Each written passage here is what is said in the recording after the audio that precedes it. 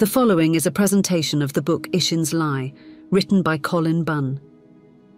Dedication to the players of the Rings of Meropis, without whom this project would not exist. Chapter 1. First Day with a New Name. You often don't remember your first day with a new name. The maiden often couldn't remember much of anything, so this wasn't particularly noteworthy. It was a joyous day, though, since her old name had garnered so much hatred. It was indeed a bad name. It just doesn't fit you, Ishin had told her. The maiden didn't know what that meant, but she'd have done just about anything to avoid the looks and stares. Some of the people on her daily walk, those who knew the old name, still glared at her. It was not a normal anger, the maiden determined. Rather, it was a volcanic hatred which had simmered, built, and was ready to explode beneath the surface. The furrowed brows and clenched hands were simply the smoke billowing from the top of the volcano. The maiden sometimes watched herself in the reflection of their eyes. She saw a woman no taller than 5'5" with light olive skin. Her eyes were dark, charcoal black, set just above a grove of freckles on her face. A soft blue dress, the colour of the deep ocean, sat draped over her frail form. A breeze blew through Rose Hollow and rustled her raven black hair, which ran down past her shoulders. The earrings she wore chimed in response. They were long cylindrical things her friend Nicholas had given her as a gift. She appreciated windy days in the hollow since they allowed her earrings to sing. Although the maiden did wonder just how the wind blew in this pocket dimension. Was Ishin responsible for each windy day? The maiden considered if it would be impolite to ask the high god for more such days as she turned off the main thoroughfare. Rose Hollow was created by Ishin and housed a city of the same name. The city was a vision of the high god's utopia, where towering skyscrapers intertwined with living flora, which created a harmonious blend of technology and nature. The city gleamed with a pristine palette of white and green, its buildings adorned with cascading vines and vibrant flowers. All across the city, trees from around the cosmic stack protruded from terraces built into the sides of the skyscrapers. The pastel flowers from the trees, whose hues represented all colours of the rainbow, released their perfumes into the air, which created a fragrance vortex. And yet, amongst the greenery, solar panels seamlessly integrated into the architecture. Oftentimes, the maiden would miss them altogether when looking at certain buildings as they glistened in the sunlight, powering the city with clean, renewable energy. From what Nicholas had told her, the combination of the civilized and the natural truly was a wonder. Despite the influx of refugees from the Titanic War, who crowded the streets in search of solace and safety, Rose Hollow retained an air of tranquility. The city's thoroughfares were lined with redolent blossoms, their sweet scents wafting through the air, masking the lingering memories of conflict and despair. The people, though weary and displaced, found comfort in the verdant surroundings and the promise of a new beginning. No matter the climate outside the hollow, the people within maintained the beauty and spirit of the city. As she wove through the crowd, keeping her head as low as possible, the maiden began to cross a series of sky bridges. The sky bridges connected the skyscrapers, creating a network of elevated pathways where citizens could traverse amidst the lush greenery. They often were the fastest way to traverse the city. Parks and communal gardens were scattered throughout, offering spaces of respite and rejuvenation, even sometimes hundreds of feet above the roads. Sometimes the maiden would stop at one of these places. However, she made her way down from the sky bridges today. She was on a mission, and there was no time to delay. The maiden smiled as she saw her target, a small flower stand at a street corner between a grocer and cobbler. A lovely green sign sat above the stand which declared, "Best flowers in the hollow." It was an accurate sign. Flowers of all varieties sat bunched in beautiful bouquets on shelves that sat behind the counter of the stand. The pinks, yellows and reds blended together into a brilliant tapestry of colour. It was the aromas which most satisfied the maiden. Lavender and lilac smells mixed on this windy day, filling the street with a natural perfume. There was a long line that was wrapping around the corner at this time of day. The maiden kept her head down as she eased her into the line. She found the less eye contact she made, the less attention she drew to herself, the better. Not everyone knew her, and her old name, just by a glance. Keeping a low profile was best. The owner of the beautiful flower stand knew her, though. Before she knew just how terribly people reacted to her name, the maiden had given it to the man. At first, she was met with a laugh. The next time she came back to his wonderful stand, the man was not laughing. His easygoing demeanour had turned sour as one hand clutched a knife tucked beneath the counter. It had been her first taste of how powerful names could be on the rings of Meropis. As the line shuffled forward, she saw him, a human man with thick eyebrows that looked like great nesting caterpillars. He was well built, with strong arms, yet gentle hands, perfect for picking flowers, the maiden assumed. There was the constant perfume of his beautiful stock around him, which made the maiden assume that he did all the picking himself. Yet Rose Hollow was a city. Where did he grow his flowers? The maiden had resigned herself to never knowing. "Hello, Yarrow," the maiden said brightly, as she finally made her way to the front. The man, Yarrow, called her by her old name. She corrected him gently, but the grimace stayed upon the vendor's face. "Doesn't change what you are," Yarrow said. The maiden decided to ignore him. She could already hear the whispers behind begin to swirl. Best to move quickly and avoid another scene. "Those ones, please," she said, pointing at a bouquet of hydrangea. They were in a beautiful bloom and Yarrow had assembled them so nicely. "Get out, beast," Yarrow said. His hand had gone back to the knife under the table. "I have money." She presented a bulging coin pouch. "Read my lips, never." "What about those ones?" the maiden asked. They were tucked in the back of a shelf. The flowers had lost their sheen, most of their colour, and had begun to heavily wilt. They wouldn't last more than a day. Yarrow turned, following her finger, surprised at the offer. Although when he began to turn back around, the maiden panicked. He was still scowling. The scowl turned to shock, though, when she offered 30 silver coins for the dying flowers. 50, Yarrow countered. The maiden frowned. That was triple the price of the most expensive bouquet, but she supposed this was the price of being a monster. Plus, no other vendors in the city would sell to her anymore, so she didn't have a lot of options.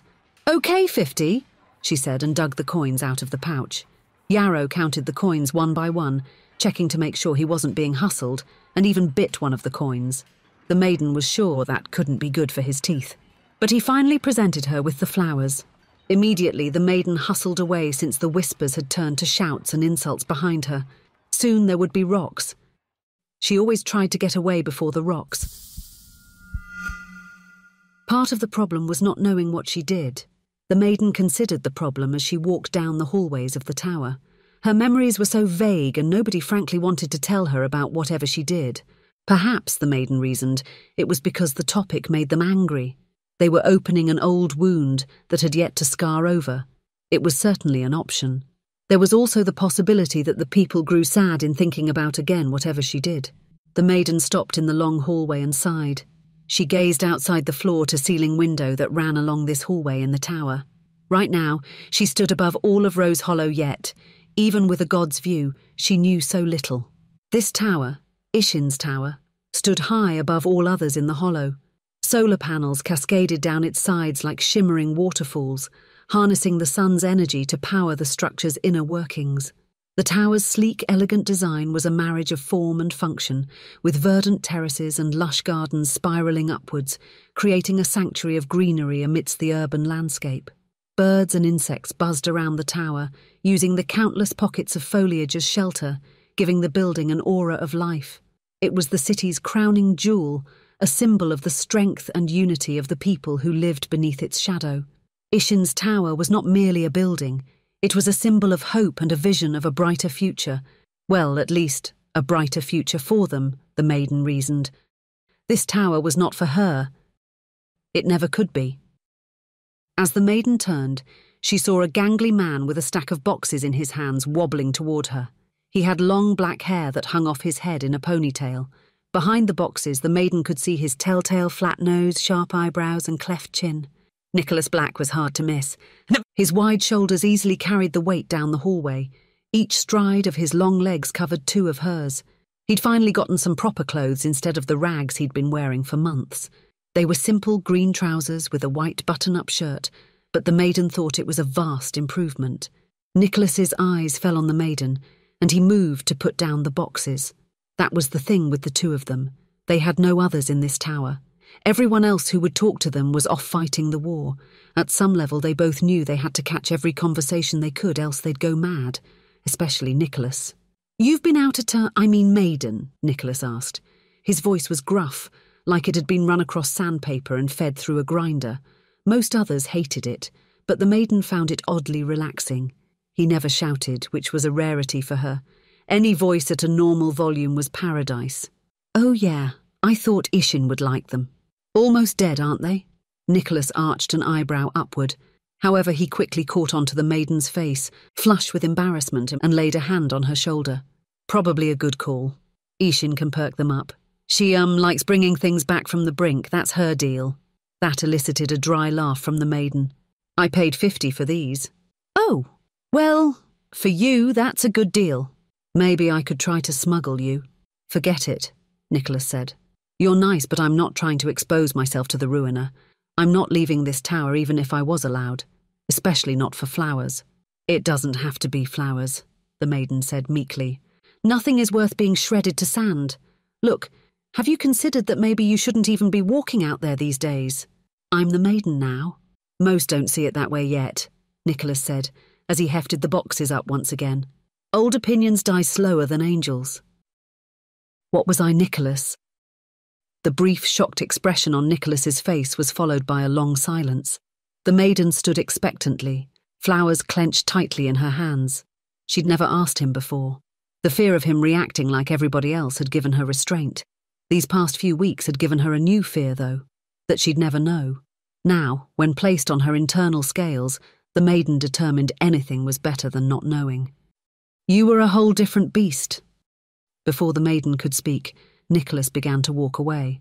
She didn't follow him. She was alone then, bright magical sunlight streaming through the windows. It felt so warm, like a gentle hug of light against her gaunt frame. Everything in the hollow, except the people, had always been gentle, as if the city was a doe taking care of a newborn fawn. The hollow had no malice in it. The woman who stood in its sunlight didn't think it could have malice even if the city desired it. That sent a pang of sadness rushing through the maiden. It caused her to slowly turn her eyes outward toward the city below. "You're so beautiful," the maiden said. The important part remained unsaid. She didn't want to stay in Ishin's tower. Rose Hollow was right there, ready to be met by anyone but her, anybody but a monster. Ishin did not live in the penthouse. That area was reserved for when the other high gods came to visit Rose Hollow. There they held their secret meeting that were for their immortal consciousnesses only. Below that floor was where Ishin lived in a luxurious apartment. From what Nicholas had told her, it wasn't a particularly special apartment. A kitchen, a living room, a bathroom, and 2 bedrooms was standard for the higher-ups of Rose Hollow. Although for a universal constant that could be anywhere and do mostly anything in an instant, why be concerned over such an inconsequential space? Such a place didn't matter. The maiden stopped in front of the apartment door. She knocked twice, as was tradition, and waited. Soft footfalls echoed from the other side of the door before the maiden was greeted by a familiar face. While high gods are unknowable constants of the universe, beings that no mortal can comprehend, whose essence incinerates any that are near their manifestation, they can create an id. This id reflects an infinitesimally small portion of the god's true consciousness. Ethrandil once described an id as the scale on a lizard's back. While comprehensible, it in no way truly reflects all of what the creature has to offer. Ishin's id, at least to the maiden, resembled a beautiful woman with white hair that cascaded down her back in sublime waves. Her eyes shone an awe-inspiring blue that seemed unnatural to the maiden. Or perhaps it was the most natural and precise colour of blue there could have ever been. The maiden didn't truly know which was the right answer, or if there even was one. Red lips sat upon a pale face marked with no blemishes or imperfections. Every pore was perfect. Her clothing was perfect too. A long white dress adorned with pearls and diamonds without the slightest crease or wrinkle in sight wrapped her. Near her neck she wore a golden piece from which the dress seemed to flow like a stream. Other golden ornaments covered her dress and hair, giving a shock of gold on the white canvas that was Ishin. Yet what made the goddess was her aura. The maiden felt the storm of power churning inside this fragile, mortal vessel. From the moment the maiden stepped foot inside the tower, she knew Ishin was there. Everyone knew. The air held a certain energy that was impossible to deny. It was not frenetic or active like an electric energy. To the maiden, Ishin provided an aura of tranquility. It was like all the chaos and tensions of the world lessened, became more ordered and understandable. "Hello, maiden." Her voice was like honey as she spoke. Each word she uttered seemed unequivocally right to the maiden. "Flowers," the maiden said, raising them to the goddess. Ah, wonder... Ishin stopped mid-sentence as her consciousness fell upon the flowers. Maiden, they're almost dead.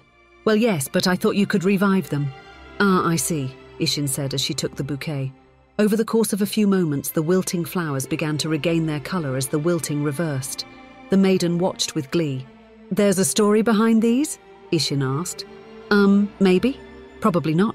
Could be a story if you want to hear one, though. I always want to hear your stories, Ishin said as she stepped back into her apartment. Her eyes beckoned the maiden to follow. So of course that's what the maiden did. Next week, Chapter 2, The Sister.